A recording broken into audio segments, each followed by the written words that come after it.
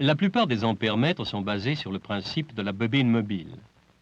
La bobine est montée sur un axe, positionnée entre les pôles d'un aimant permanent et retenue par un ressort.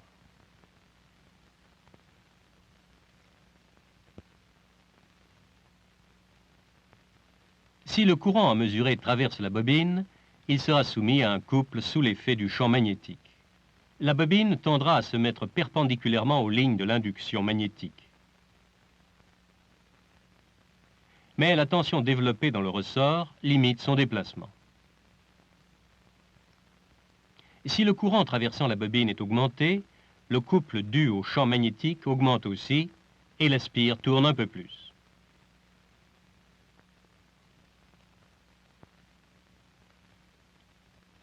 L'effet d'un champ magnétique sur un courant peut être mis en évidence plus facilement si on utilise un dispositif simplifié. Par exemple, une simple spire de courant dans un champ magnétique.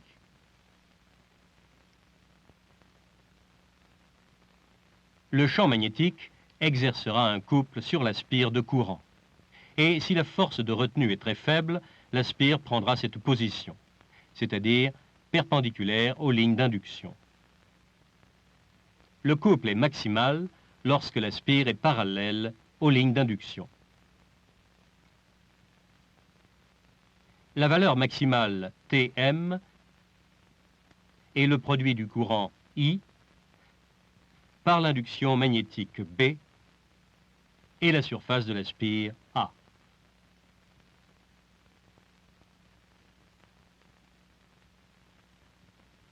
Un champ magnétique peut être produit par un aimant permanent, mais il peut aussi être produit par une spire traversée par un courant.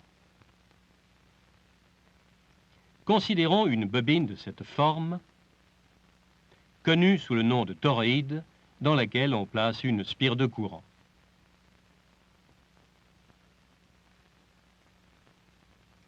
Si le toroïde est connecté à une source de courant, la boucle sera soumise à un couple de la même manière que si elle avait été placée entre les pôles d'un aimant permanent. Ceci montre qu'un courant traversant un toroïde produit un champ magnétique. Les lignes d'induction sont des cercles confinés à l'intérieur du toroïde. La valeur de l'induction est proportionnelle au courant traversant le toroïde. Lorsque le courant est coupé, le champ magnétique disparaît. Il réapparaît lorsque le courant est appliqué de nouveau. Il y a donc deux manières d'obtenir des champs magnétiques. Tout d'abord, à partir d'aimants permanents, et deuxièmement, à partir de bobines traversées par un courant.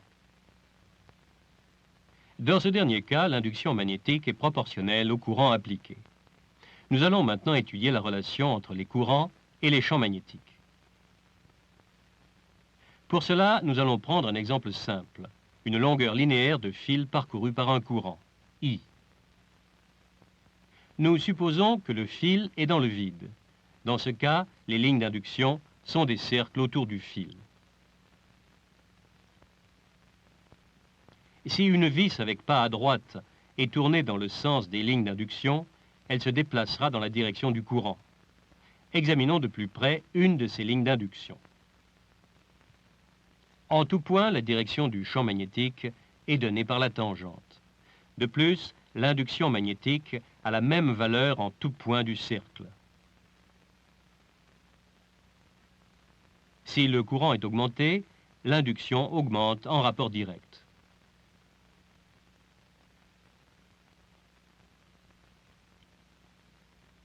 Ceci peut être exprimé par la formule suivante. B, la valeur de l'induction magnétique, est proportionnelle à I, la valeur du courant. La valeur de l'induction magnétique dépend aussi de la dimension du cercle. Si l'on considère un plus grand cercle, on constate que l'induction magnétique est proportionnellement plus faible.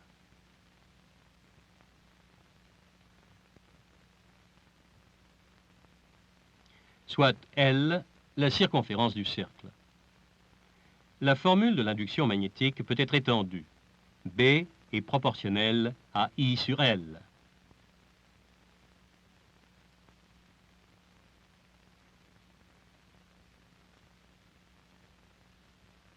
Cette relation peut être écrite à nouveau en ajoutant une constante proportionnelle mu0.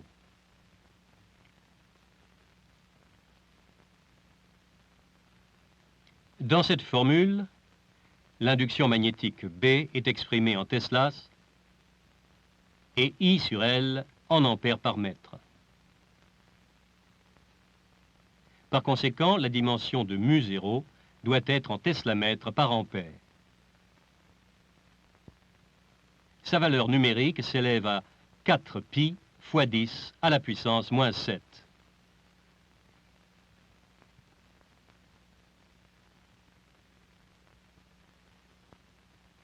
L'intensité du champ magnétique peut aussi être exprimée en ampères par mètre, car la constante de proportionnalité devient superflue. Ainsi, le symbole du champ magnétique devient H, et la valeur de H est appelée intensité de champ magnétique.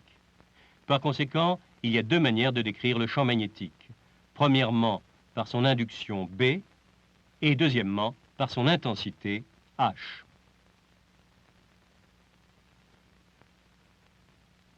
Il existe une relation simple entre B et H, mais ultérieurement, nous verrons que cette relation n'est valable que dans le vide. La constante mu0 est appelée perméabilité du vide ou perméabilité absolue. Occupons-nous maintenant de l'intensité de champ magnétique, H.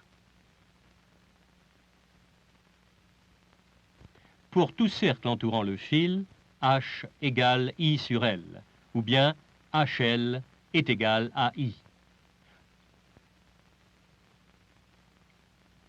Le produit HL est appelé force magnétomotrice autour du cercle et représentée par Fm. La formule peut maintenant être exprimée sous une forme plus générale. La force magnétomotrice le long d'un parcours fermé est égale au courant qui l'entoure.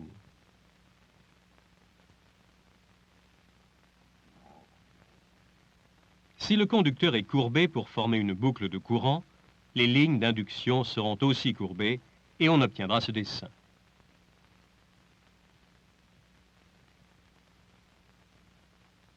Le dessin complet est souvent symbolisé par un seul vecteur, appelé moment magnétique de la boucle de courant. La valeur de ce vecteur, M, est le produit du courant I parcourant la boucle et de la surface entourée par la boucle A. Nous avons vu qu'une spire de courant placée dans un champ magnétique extérieur est soumise à un couple dont la valeur maximale est donnée par cette formule.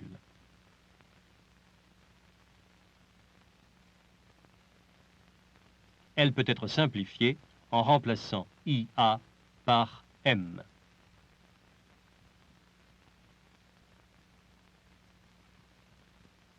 La spire de courant tourne sous l'effet de ce couple et on constate que le moment magnétique de la spire renforce le champ magnétique extérieur. Il est intéressant de comparer le comportement d'une spire avec celui d'une aiguille de compas magnétique.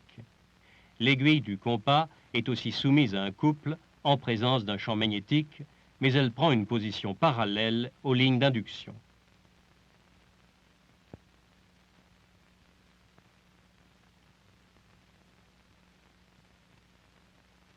Une aiguille aimantée peut être considérée comme ayant deux charges magnétiques ou pôles de même grandeur, mais de signes opposés.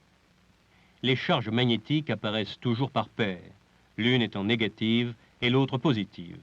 Une telle combinaison est appelée dipôle magnétique. Le champ d'un très petit dipôle peut être symbolisé par un vecteur simple, le moment magnétique du dipôle. Une fois de plus, nous constatons que le champ extérieur est renforcé par ce moment magnétique. Une situation similaire apparaît avec la boucle de courant. En fait, les champs magnétiques d'un très petit dipôle et d'une très petite boucle de courant sont identiques, excepté à proximité immédiate de leurs origines.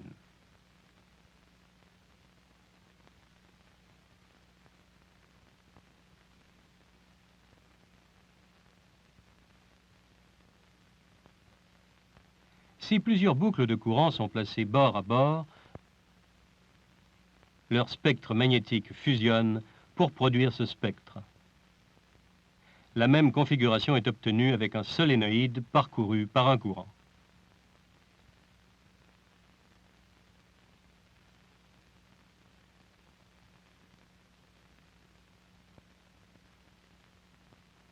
Si le solénoïde est courbé, les lignes de champ magnétique seront aussi courbées.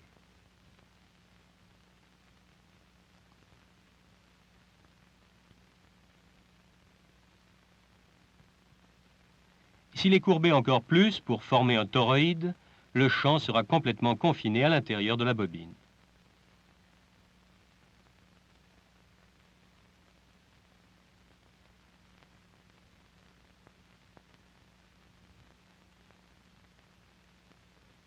Nous allons calculer l'intensité du champ magnétique le long de la ligne centrale du toroïde. La force magnétomotrice le long de cette ligne, Fm, est le produit de l'intensité du champ H par la longueur du parcours L. La force magnétomotrice est aussi égale au courant entouré par le parcours. Si la bobine a N spires et le courant qui traverse la bobine est I, le courant total englobé sera Ni.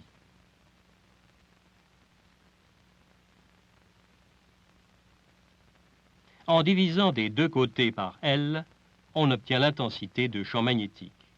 Si le toroïde est dans le vide, l'induction magnétique B peut être déterminée en multipliant l'intensité de champ H par mu0. À ce niveau, il est nécessaire d'analyser la différence entre B et H. Supposons maintenant qu'une substance, par exemple un solide, soit placée à l'intérieur du toroïde. Les atomes de ce solide sont constitués de noyaux entourés d'électrons en orbite. Ces électrons peuvent être considérés comme de petites spires de courant, chacun d'eux ayant un moment magnétique propre. Les moments magnétiques des noyaux sont tellement petits qu'ils peuvent être négligés.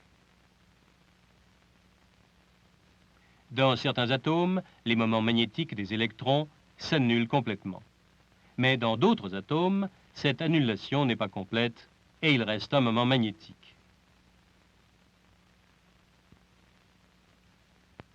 Supposons que la substance à l'intérieur du toroïde soit constituée de tels atomes. Ces atomes peuvent être représentés par des spires de courant simple.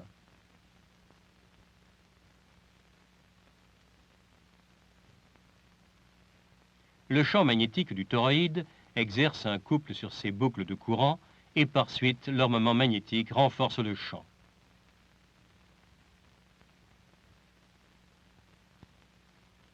Le champ magnétique produit par les courants atomiques est appelé magnétisation du matériau et représenté par le symbole M.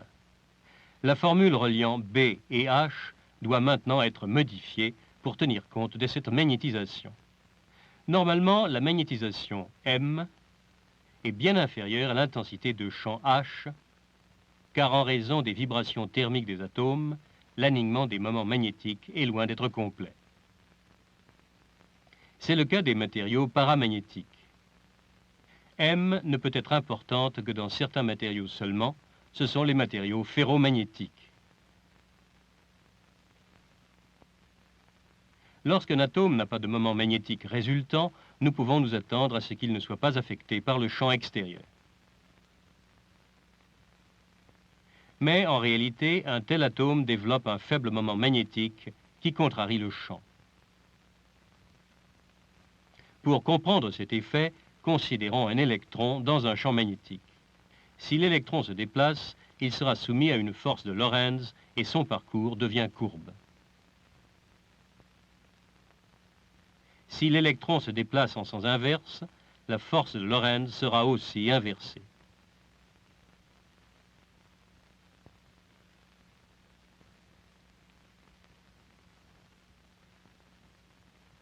Les électrons libres dans un conducteur mobile sont affectés de la même manière.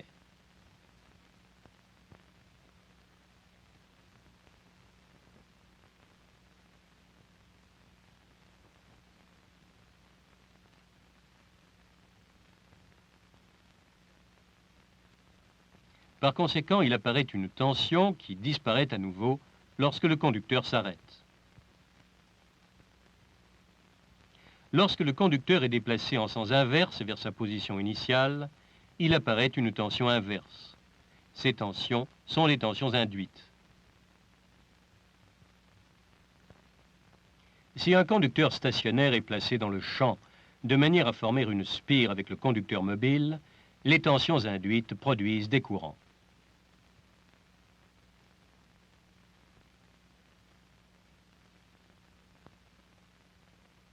Un courant électronique est équivalent à un courant classique passant en sens inverse.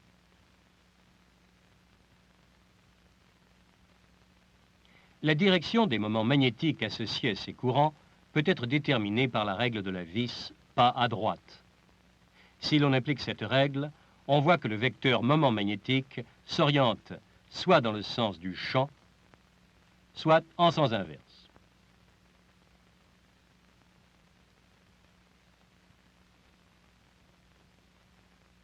Le sens des moments magnétiques induits peut être rapporté au nombre de lignes d'induction entourées par la boucle. Ce nombre est connu en tant que flux magnétique à travers la boucle. Lorsque le conducteur se déplace, le flux magnétique traversant la spire diminue ou augmente. Les moments magnétiques induits s'opposent toujours à la variation du flux.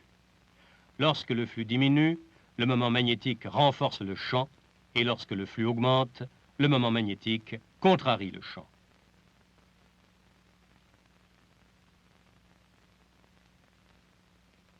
L'essentiel dans l'obtention de moments magnétiques induits est la variation de flux à travers la spire et non le déplacement d'un conducteur. Considérons par exemple un toroïde parcouru par un courant.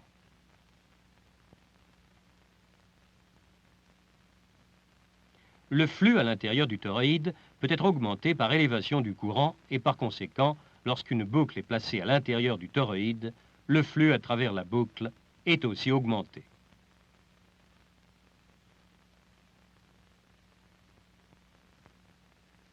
Un courant est alors induit et son moment magnétique s'oppose à l'établissement du flux dans le toroïde. Lorsque le flux atteint sa valeur maximale, le courant s'annule en raison de la résistance du fil et le moment magnétique induit. Nous allons maintenant appliquer ce fait aux atomes dans lesquels les moments magnétiques des électrons sur orbite s'annulent. Si un champ magnétique est appliqué, les orbites des électrons sont modifiées de telle manière que l'atome acquiert un petit moment magnétique contrariant le champ. Le moment magnétique induit persiste maintenant parce qu'il n'y a pas de résistance à la modification des orbites électroniques. Un matériau constitué de ce type d'atome présente une magnétisation, M, qui s'oppose au champ extérieur. C'est un matériau diamagnétique. Le diamagnétisme est un effet qui apparaît dans tous les matériaux, mais lorsqu'il se produit en même temps que le paramagnétisme ou le ferromagnétisme, ces derniers effets sont dominants. En résumé, tous les matériaux peuvent être répartis en 3 groupes, suivant leur comportement dans un champ magnétique.